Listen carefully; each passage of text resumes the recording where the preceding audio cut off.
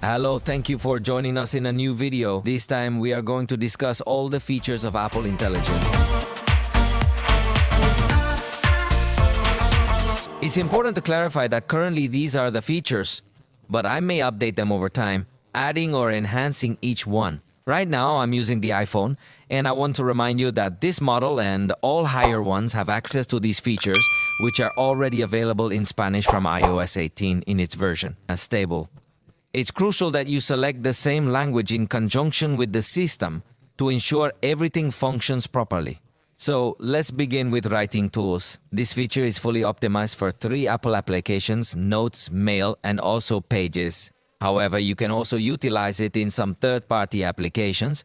Interestingly, in WhatsApp, it doesn't seem to be available, but for instance, in Telegram, you can select the text and then immediately access the options here of writing tools and Apple Intelligence to review or rewrite text in various styles.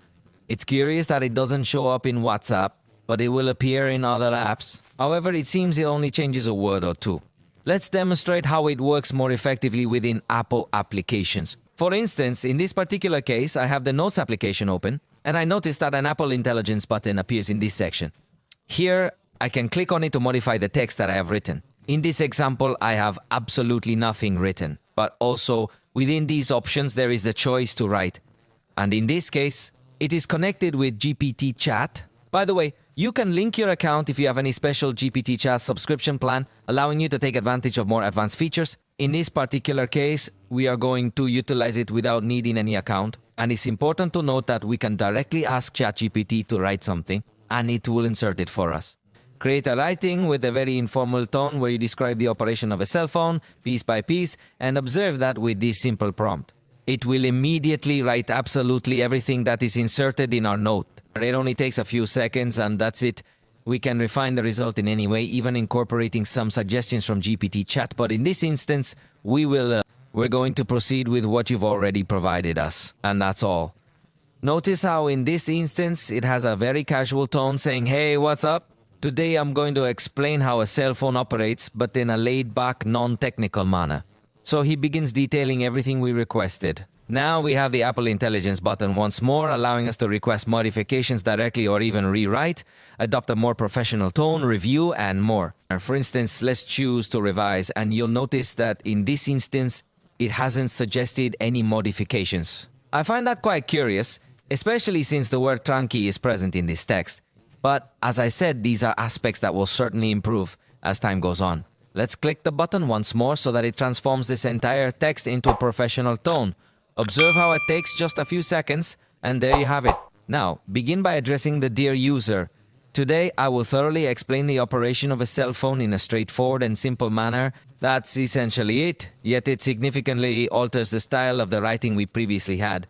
We could also opt for a friendly tone or even choose the concise option to directly summarize this existing text into more paragraphs. Now, to convert it into much simpler points, let's select that we want to rewrite it in this manner. And now, take note that there are additional options available as well. To transform it now into a list. And please note that it will once more analyze the content. It will then place bullets, allowing you to quickly select something from that text. We could even convert some of this content into a table. Notice again that through the use of artificial intelligence, it will organize the content in a much better way.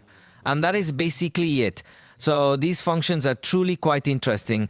It's important to note that we have the ability to describe changes and, for example, add more emojis throughout the text. Additionally, by simply specifying what we want to achieve with the text, it will take those instructions into account. And that's essentially it. It's undoubtedly a very useful tool for managing everything related to text. In the Apple Mail application, we will also discover new features, such as the ability to display a summary of the mail instead of just a preview, which is quite interesting. I have been unable to load my mail in the Apple Mail app. Please let me know in the comments if you've experienced the same issue, because it has been saying it's loading for hours, yet it doesn't display my mails. However, in summary, the app would provide a quick overview of the mail content, not just the beginning. It could also highlight priority messages at the top and offer smart reply suggestions all within the Mail app. Unfortunately, I haven't been able to show it to you yet, and I apologize for that. Actually, within Apple's messaging app, we have precisely the same options available. However, I must admit that I don't often use iMessage much. But take note here, there's a small icon being displayed. It's a symbol indicating that this is a summary of the message. In reality, if you open the message, you'll find it to be much longer and include some other distractions. That's why I really like the summary view. By the way, all these options I am mentioning require an internet connection. If you don't have an internet connection, they simply won't work, except for iMessage, which also requires some level of connection anyway. And the next feature also requires internet connection. And we are talking about Siri, which, as you can see, comes with a real design that now shows you a pretty nice animation. Once more, you have the option to hold down the button to speak and request a command, or alternatively, you can double tap it at the bottom to type a request. Pay attention, because in this scenario, it can display all its capabilities through this command. Now, it has a better understanding of the context, enabling you to continue asking questions based on the responses it provides. Additionally, it should assist with inquiries about your Apple products, but in my personal experience, it seems that in Spanish, it doesn't work well because it hasn't provided me with satisfactory results. For instance, when I ask a question that I believe a casual user might ask, like how to set an alarm, it quickly responds by asking what alarm for what time. However, it doesn't provide the detailed step-by-step instructions that I expect it to offer. Additionally, when I inquire about setting restrictions, it once again requests me to send a screenshot to GPT chat. This pattern of not delivering the expected guidance is consistent and somewhat frustrating. In general, it does not understand very well the details that I ask for when trying to use a specific feature. At least in their presentation, they told us that they were going to give us step-by-step. For example, it was going to say, go to the configuration application, and then it was going to guide me through the whole interface. But that at least it seems that in Spanish, it doesn't work very well yet. What does work perfectly is that it connects to chat and pit, as you saw a moment ago. For instance, we will ask you particular questions like which fruit contains more calories, an apple or a mango. Notice that in this scenario, it provides us with results from Google. Interestingly, it doesn't redirect us to GPT chat, though there are instances when it does direct us to that function. Now, if I ask for a list of 5 fruits suitable for a baby to eat, you'll see that in this situation, it prompts us to connect to GPT chat. We simply select the option to connect to GPT chat without needing to switch applications, and there you have it, it provides us with the answer. However, because of the inconsistency where it sometimes uses GPT chat and other times it doesn't, I personally prefer to install the GPT chat app and search directly there. Nevertheless, that feature is available. Now, let's move on to the Safari web browser. Notice that when we view a web page, we can open the reader. Within the reader, it provides an option to generate a summary, allowing us to understand the content of the entire page in a simple paragraph. Of course, this requires an internet connection. So far, practically everything I've shown you requires an internet connection, but there is one feature that does not, and that is to transcribe your recordings. We are going to make a recording a little long and come back when we finish. I have a recording of 8 min with 29. Curiously, it seems to have a bug and they cut the recording every time they want. That is the subject of another video, but in this case, we are going to try with the recording of 8 min and a half, and we will see that in this case, this option appears so that we have the ability to visualize the waveform of the entire recording along with these quotes where we instantly receive the transcript. In fact, it appears to be processing in real time, meaning you don't have to wait at all to have this transcript prepared. Additionally, we can even search for specific keywords that were mentioned directly within the conversation. Moreover, within the menu, we have the option to copy this transcript, enabling us to summarize it later on. However, it's important to note that for creating the summary, a connection is obviously required to the internet. In fact, you can even summarize your calls. So here I am receiving a call and we're going to answer it. The call members are notified that the call is being recorded. Let's listen to this call. Well, sorry, let's wait. It's a bit of a long call. Obviously, you're going to see this cut off so you won't get bored. Then, let's end the recording and we end the call. Notice that in our Notes app, we have absolutely all the recording and the transcript. In this instance, you'll need just a few seconds to complete the entire transcript. It was a call lasting around 3 minutes and that's all. Here is everything, including what I said and what was said on the other end.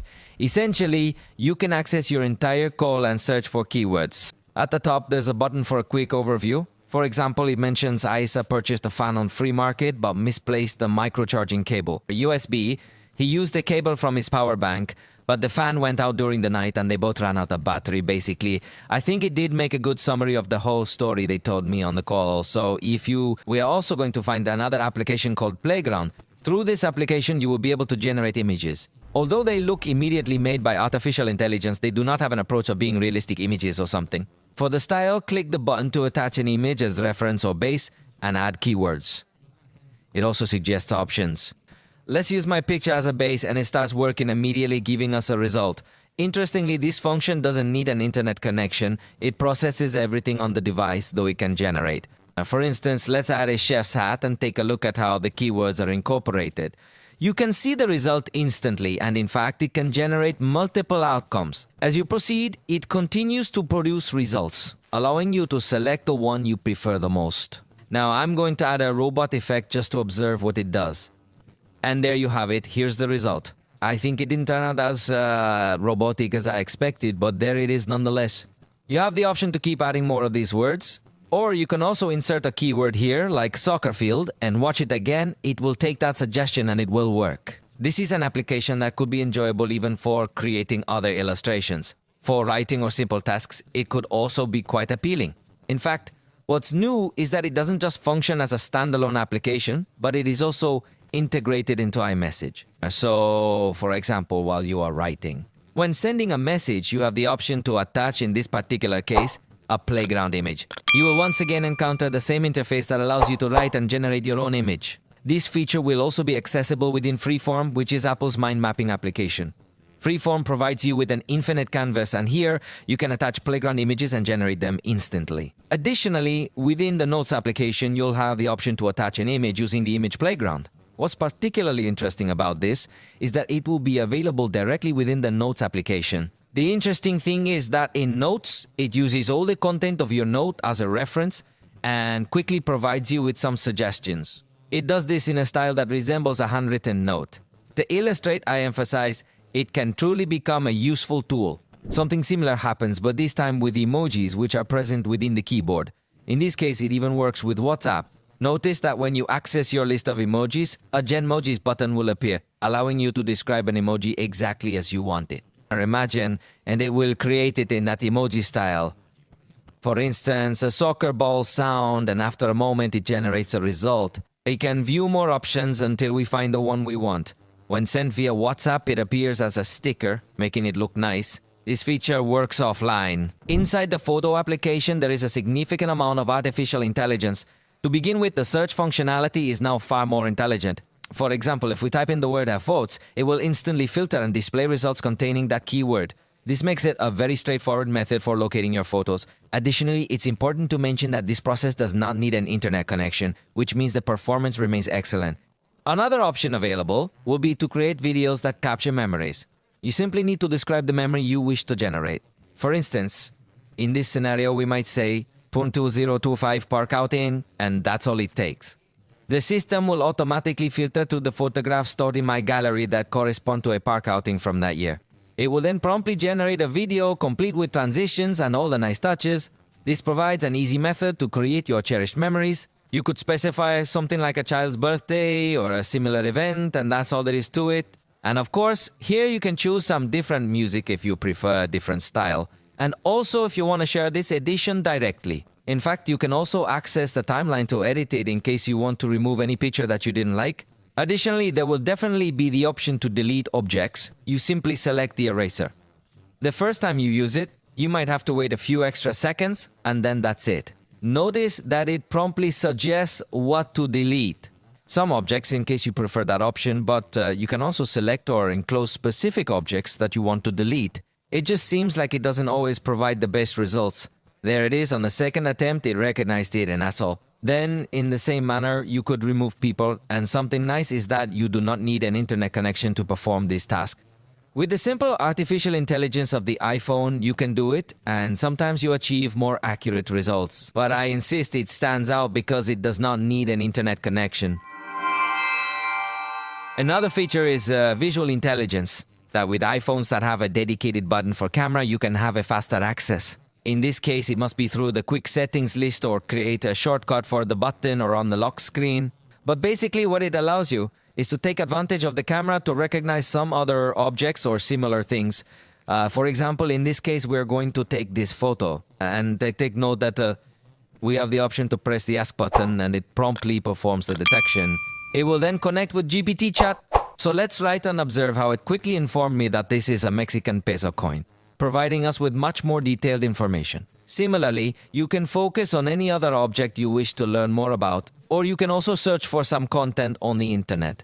For example, let's choose this option. And if you do not find any product or if you enjoy something like this, it can indeed be a straightforward way to locate it. An interesting thing is that with visual intelligence, if you point, for instance, at a poster of an event, you can instantly add it to your calendar. It can also assist you in interacting with the text that appears directly through the camera. Finally, in the notifications, it also allows you to display priority notifications based on keywords like urgent or something similar to that. And notifications can be summarized to show you their content at a glance. So it seems to me like a good suite of tools that are well integrated into the operating system. Let me know in the comments what you think about it and which of these tools you would like to see available on other phones. For the moment, we have reached the end of this video. If you liked it, you can let me know, and I'll see you next time. Thank you for watching.